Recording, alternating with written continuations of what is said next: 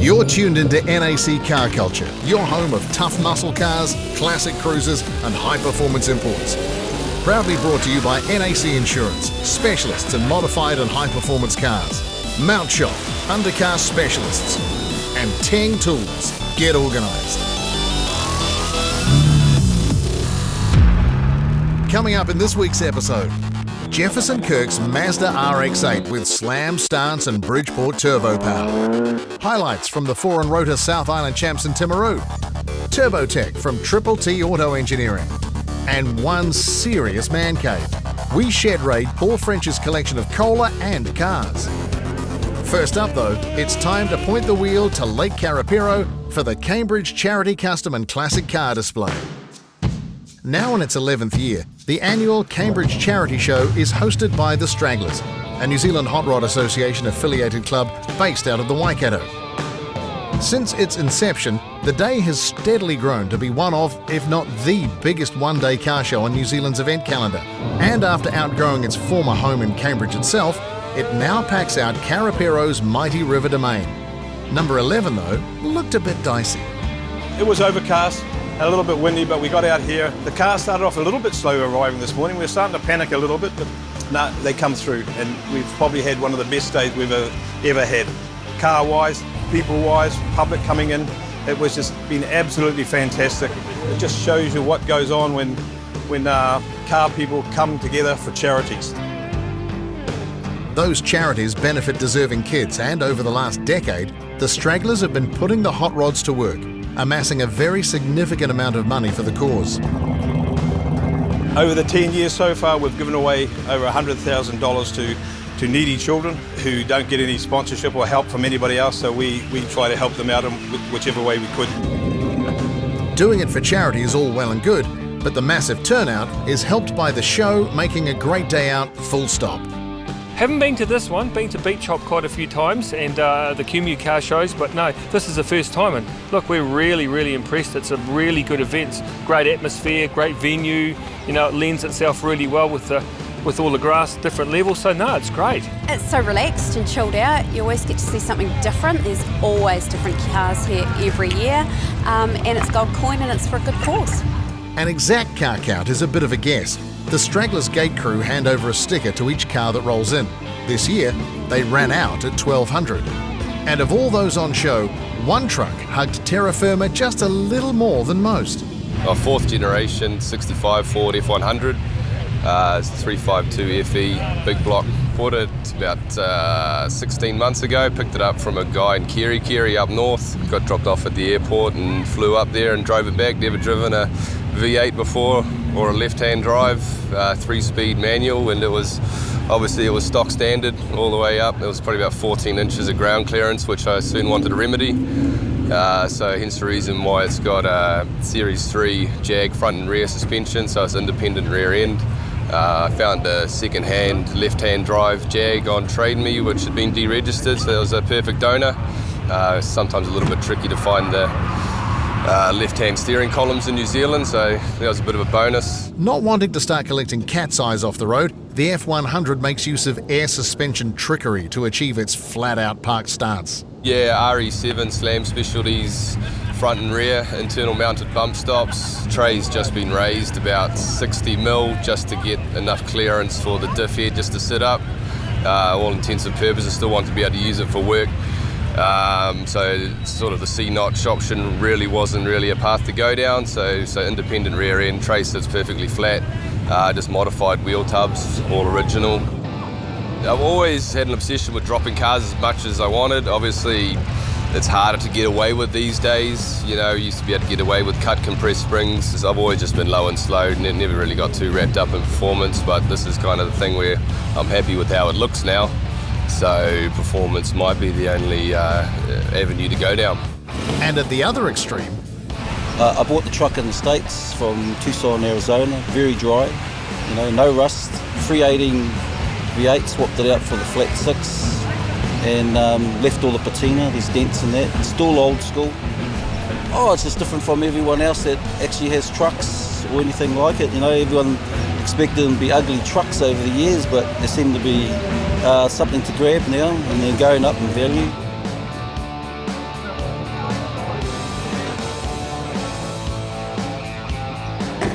There's a bit of a story to this car. My husband had it previously and he decided that he wanted a Corvette, and I said to him, there's no way we're selling that because it's different. Had it for about 12 years. It's just got its makeover because it was all lemon with an original vinyl roof, and I decided I wanted to do something a little bit different, so it's got NASCAR. So the next thing is it's going to get an overhaul on its engine. You have quite a few older gentlemen that do a double take and go, wow, geez, that's an aircraft carrier driving past, or a lady driving it. So it's pretty cool. I've got my 3-year-old that's very, very keen, so she's my co-pilot most of the time. If you're still guessing, the car's a 68 LTD Galaxy that shares its shed with a Corvette and Z28 Camaro. Plenty of good options there. They're all totally different to drive. This one sits on the road and she floats around a little bit. The Corvette is like a go-kart, and the Camaro is different again. The show is known for its diversity, and while the Stragglers Club narrows its own sights to pre-75 vehicles of US origin, the charity display is open to a much wider catchment of classics, customs and caravans. And sitting aside a rather big lake, the next step was pretty obvious. Todd dragging his boat along for the day behind his Chevy sedan. 1935 Chev with a blown, well, it's debatable, but it's called a big block Pontiac, which I built a few years ago now. I've had the car for over 13, 14 years. I've never really touched the bodywork on it, but done a lot of the work underneath. The V8 drinks from no less than 8 carbs, but this is no Chev in a Chev. The Pontiac power plant starts a theme that continues to the towed load.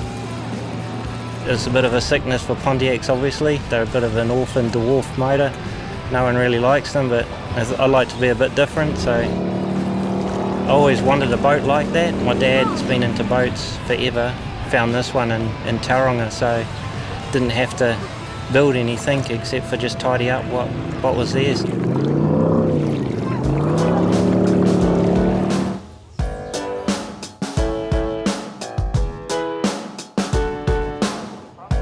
It was looking pretty dodgy right from the word go, and Mother Nature well and truly got the final say for number 11. The early afternoon downpours saw a mass exodus from the lakeside domain, but despite being a little soggy, it still wasn't enough to dampen the enthusiasm. Or the donations, another big chunk of cash going to great kids' causes in the Waikato. Job well done.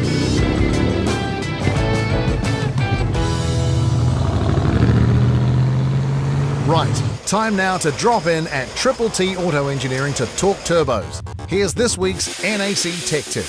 Today we're going to talk about forced induction systems. Your two obvious choices are supercharger or turbocharger. Turbocharger uses exhaust gas to power the compressor section, which forces the air in. A supercharger is belt driven and uses engine power to drive it.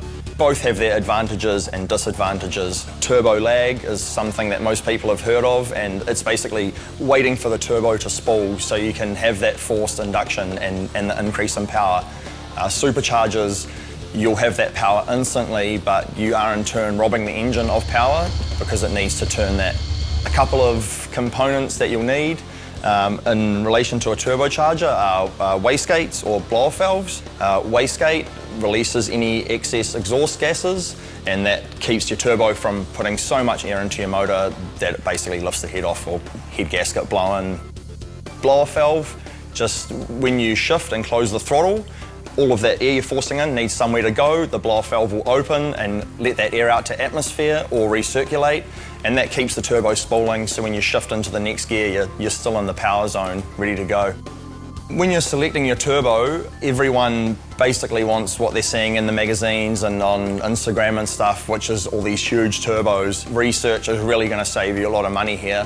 If you're custom fabricating all of the components around that turbo, manifold, exhaust, oil lines, cooler piping, that could all be rubbish if your turbo's too large and you're not getting any power until ridiculously high RPM.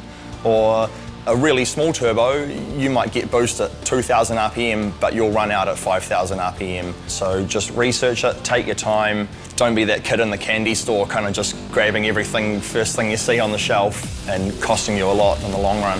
Still to come on NAC Car Culture, a new school RX-8 with old school rotary influence. highlights from the Four and Rota South Island Champs, and hoarding of epic proportions in Canterbury.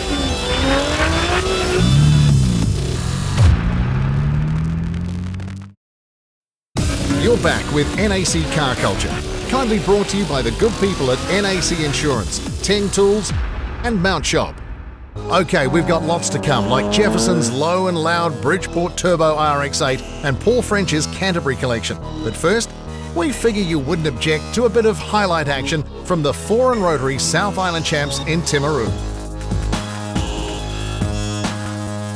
The V4 and Rotary South Island Champs, quite simply, is the must-do event if you live down south and are of the performance car persuasion.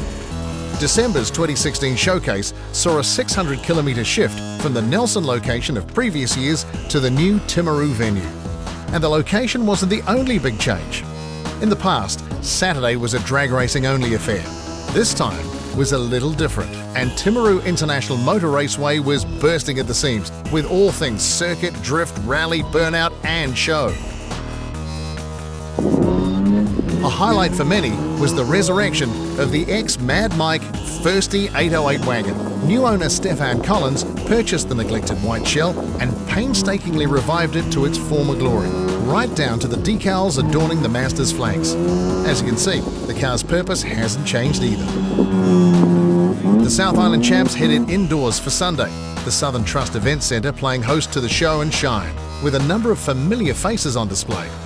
Jump on to themotorhood.com to check the full gallery of photos and results from both days. Right, from Timaru to Auckland now, it's time to check out this week's Mount Shop feature car. Please meet Jefferson Kirk's Mazda RX-8.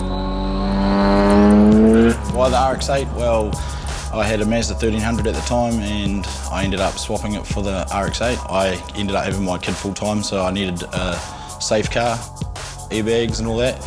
And at the time there was none around. So. Trading the 1300 for an RX 40 years newer meant all the right boxes were ticked in the safety and comfort department. But where Mazda's factory RX-8 let the side down a little was in the stock 13B Renesis motor, weighing in at 171 kilowatts. Luckily for Jefferson, a big factor in this deal was the 13B Bridgeport Turbo, now sitting between the rails with the sort of power and presence that kicked off his rotary addiction in the first place. A few of the boys had them at school and that sort of started the bug, and an expensive one at that. You know, they go pretty well for a small capacity motor. They're obnoxious and annoying to other people, so yeah. But as it turned out, the motor that sealed the deal in the first place wasn't long for this world, thanks to a pile of counterfeit components that did nothing for the power figures or reliability. When the 13B expired en route to Power Cruise a few years back, Jefferson knew the people to call, and Wanganui's Pulse Performance were entrusted with assembling a reliable and powerful street package. Runs a JC Cosmo 13B block that's been Bridgeported, custom exhaust manifold, Borgwarner turbo, all the goodies, like electric water pump, braided lines, fuel system, big intercooler, stern wastegate, you know. This model would have had the 6-port Renesis motor. This one's twice that horsepower and some, so definitely makes it a fun car. But while 315 kilowatts at 18 psi serves up a considerable improvement over Mazda's original factory offering, it was also a case of not getting too carried away. Yeah, I sort of wanted 400 horsepower, you know, like that's a good streetable power. All these guys boast all these big figures, and yeah, I don't think you need much more than that on the street. You know, it's not as if you can use it on the road. It's on full boost at $4,500, so you know, it's making power straight away. When you want to go, it goes. Jeff's an old school guy at heart, and you'll find a few such touches applied to the RX-8. The classic form of the 19-inch Simmons being the first to hit you, filling out the Mazda's guards very nicely when combined with a serious drop, courtesy of Oz Racing coilover suspension. My handle's like a dream, yeah. They're actually like a really well-balanced car with the way the engine sits in the engine bay. It's like quite low and quite far back, so it drives like it's on rails. The RX's close association with the tarmac does create its share of issues though. With the Cosmo motor, the sump actually sits a little bit lower than subframe. Yeah, so it does pose a few challenges, and I've put an aftermarket front lip which is quite low as well, but you know, me being a car painter, I just sort of doesn't really faze me. I'll just repaint it if I scratch it, you know. You know, you live in a big city and People are pretty ruthless when it comes to car parks. They just open their doors up. So yeah, it's just a car, eh? Although the lure of early Mazda 10 is again calling Jefferson's name, the RX-8 will most likely receive a respray over the summer before the two part ways. Apart from that, no, just keep it as it is. Like it's a cool car. I've sort of tried to keep it, because I can't have an old school car at the moment. I've tried to make it old school meets new school with the Simmons wheels and the Race Pro seats and the little Momo steering wheel and all that sort of stuff. It's my little take on it. Want to see more cars in action like this? Jump onto themotorhood.com now and sign up for our totally free digital magazine. It's packed with the best bits from New Zealand performance car, NZV8 and New Zealand classic car magazines. Simply enter your email address and you'll get it direct to your inbox. Easy. Moving right along. Thanks to the good folk at Teng Tools, we're off to shed raid the collection of Canterbury's Paul French. A massive accumulation of stuff, sure, but he's been practicing the skill for a lifetime. Hard to say really. I always collected. I've still got my sticker collection from when I was a child and my Matchbox toys and Meccano, so probably stem from there. I've never thrown anything away.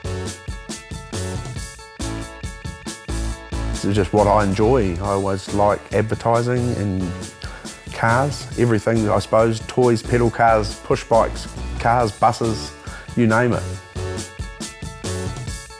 Yeah, I suppose the first impression when you walk in is holy hell, You're not married. I'm like, well, I have got a partner. We've been together for like 25 years, so she's very tolerant, but sometimes she can be worse than me. She likes old things.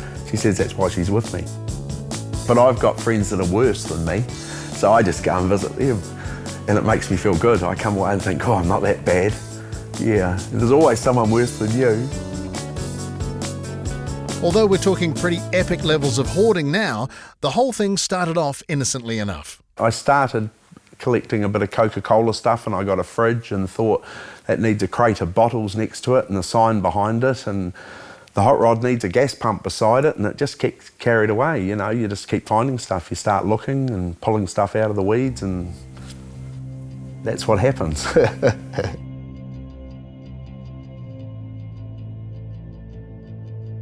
I used to live in a little house with quite a big 4 or 5 car garage, but I had lockups, and I hated the lockups with stuff I had to travel to, and you go to work on something and you didn't take the right things, so we always talked about doing something bigger, so we just, got up the courage one day and went driving looking and found something and did it. It was a joinery factory. This part is about 400 square metres, but it's got an army barracks on the back of it, and I've taken half of that too, of course. We didn't need too big a house, eh?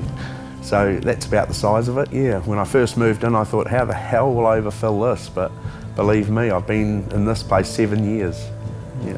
So it doesn't take long. There's a massive amount to take in, but fortunately for a show called NAC Car Culture, there's a good number of cars too. And there's a bit of a theme going on. The Fury Coupe's got a DeSoto Hemi in it. I'm sort of a bit of a Hemi fan, I like Chryslers. The red Roadster, that's got a 440 and 727 in it, so that goes pretty good too. 28 Model A Rat Rod, and the 28 Model A Coupe behind that's got a Hemi in it as well, so I'm sort of a Hemi person.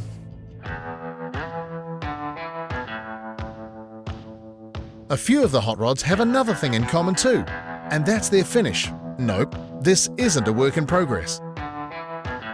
Some people call it rat rodding. I just call them old hot rods because that's what they are.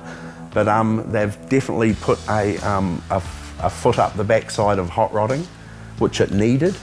I could see it in America turning into an old man sport and happening here. And I thought anything that would bring young children into the mix of hot rodding would be fantastic, and man, did rat rodding do that. And it's got so many youngsters involved. I don't know how many people have walked up to me and said, God, I love that car, from old to young. So it's done hot rodding really good in this country, I feel, and in America from the look of it. The new guys coming in over there are into jalopies or hot rods or whatever you want to call them, but old school cars, and easier for a young guy to build. You don't have to worry about paint and upholstery.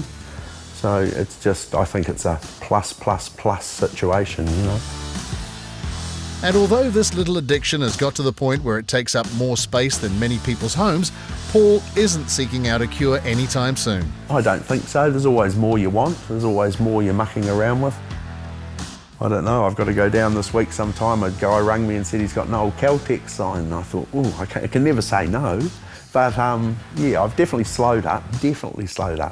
But no, there's no end. There's no end. It'll be my kids' worry, I tell you that. For your chance to win a Tang Tools Top Toolbox worth $359, simply head over to themotorhood.com. We'll be giving away one every week for 10 weeks. As an extra bonus, you will also receive a 7-piece screwdriver set to help you on your way to build your own toolkit. Get organised with Tang Tools. That's us for this episode of NAC Car Culture. Coming up next week, old stuff going fast? We check out Old School's drag day at Merrimeri. Definitely a bit more rapid is Dan Southall's Pro Charge 69 Camaro, a car with the title of New Zealand's quickest small block in its sights. And we drop by Marlborough Classic and Custom Restorations in Blenheim. See you there. NAC Car Culture was proudly brought to you by NAC Insurance, specialists in modified and high-performance cars, Mount Shop, undercar specialists, and Tang Tools. Get organised.